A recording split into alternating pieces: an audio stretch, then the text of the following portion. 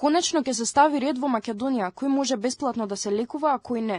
Со заострувањето на критериумите за право на здравствено осигурување и ревизијата кои се најавува од страна на надлежните, ќе се спречат злоупотребите кои не оштетуваат сите, велат лекарите. Ова не оштетува сите нас, го оштетува буџетот на фондот преди се, а од фондот зависиме сите ние кои што сме осигуреници во истиот. Имате осигуреници кои што се водат како невработени, а остваруваат приход дополнителен и то сериозен дополнителен приход во на некаков си, ајде да кажам, можеби не целосно нелегален начин, меѓутоа приход на било каков начин кој што е условно кажано во зона на сива економија, никаде не се води, а се водат како невработени при што ги користат истите бенефити кои што би ги користели јас или вие.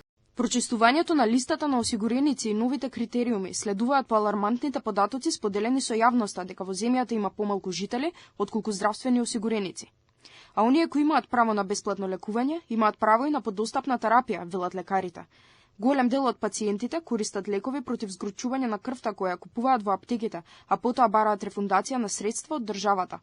Но веќе од крајот на месецов работите ќе бидат поинакви. Клексан ќе може да се земе со рецепт во аптека, што според лекарската фела е големо олеснување за трудниците, хронично болните и за сите граѓани кои користат ваква терапија постоперативно. Дефинитивно ќе биде големо олеснување и ќе не пред се нас како лекари поштеди од папирологија која што требаше да ја спремаме од тип на потврди и различни други копии на извештаи кои што требаше да ги обезбедуваме на самите пациенти, а воедно ќе ги спаси и пациентите од континуираното одење во фондот за здравство, но секако и службите во фондот за здравство ќе видат олеснување бидејќи нема да имаат еден куп барања каде што ќе има потреба од рефундација на средствата. Дополнително лекарите предлагаат да се направат и промени во делот на плаќањето.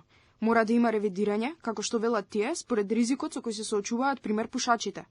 Трајковски е со став дека пушачите и непушачите не може да плаќаат исто за лекување.